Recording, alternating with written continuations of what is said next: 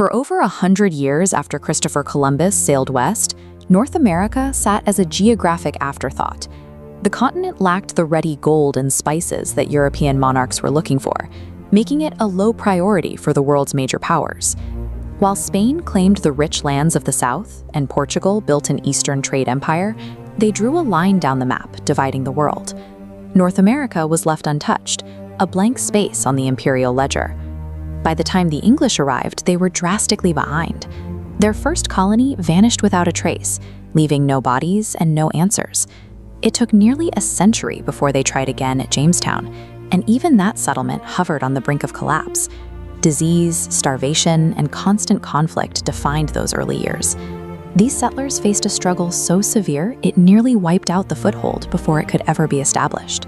The genesis of the United States was a desperate, improbable fight for survival on the extreme edge of the map, far removed from any sense of an orderly founding.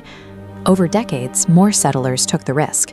Religious groups like the Pilgrims arrived to build strict, isolated communities, and the East Coast slowly filled with a string of growing British colonies.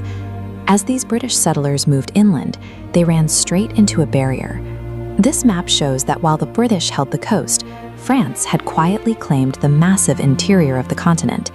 This geographic squeeze made an imperial collision a matter of when, not if.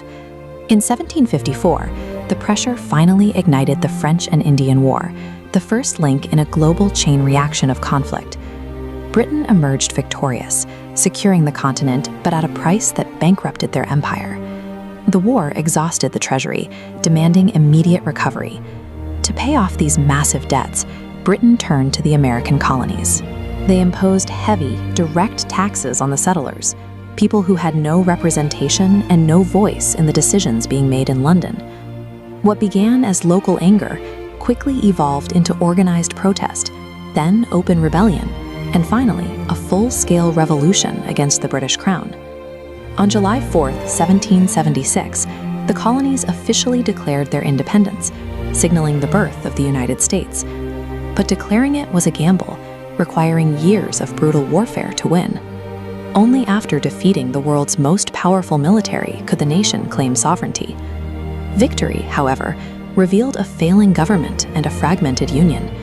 It took the drafting of a strong federal constitution in 1787 to provide the stability needed to keep the country from collapsing under its own weight. Even with a new government, the country remained small and edged in by powerful empires. In Europe, Napoleon Bonaparte was launching a series of massive wars and desperately needed funds to fuel his military. The Americans seized the opportunity. For $15 million, they bought the Louisiana Territory, shown here in red, a purchase that doubled the size of the nation overnight. From that point on, expansion became unstoppable. As this wagon train suggests, thousands of settlers moved west to claim land, pushing boundaries toward the Pacific. This rapid growth defined the country's physical boundaries, but it also forced a confrontation over the economy, specifically the future of labor in the new territories. A divide emerged between the North, which had abolished slavery, and the South, where the economy remained tied to enslaved labor. As the nation grew, this tension became the central crisis of American life. When Abraham Lincoln was elected in 1860, it became the ultimate breaking point. Fearing the end of their economic system, Southern states began the process of secession, and the United States was no longer united. In 1861, the Civil War began. It was a conflict of unprecedented scale and brutality, tearing families apart. Hundreds of thousands were left dead in the grueling effort to decide the nation's future. The North's victory and the abolition of slavery brought the country back together. This battle-hardened union emerged from the war as a unified, industrialized powerhouse, ready to exert its influence far beyond its own shores. Stronger, but forever changed. Now the country began looking beyond its borders.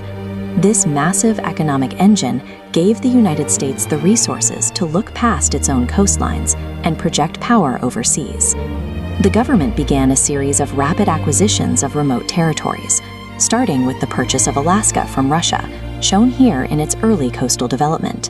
In 1898, the U.S. defeated the Spanish Empire in a matter of months. This naval victory granted the United States control over global territories like Puerto Rico and the Philippines. These aggressive moves transformed the nation's standing on the world stage, turning an isolated republic into a formidable global power with interests in every ocean. The ultimate flex of this new geopolitical strength was the Panama Canal. By carving a path through the Earth with massive machinery, the United States connected the Atlantic and Pacific, allowing its military and commercial fleets to dominate global trade. America's rise was a process of continuous improvisation. It was driven by high-stakes risks, opportunistic gambles, and the hardening effect of constant conflict, rather than a predetermined master plan.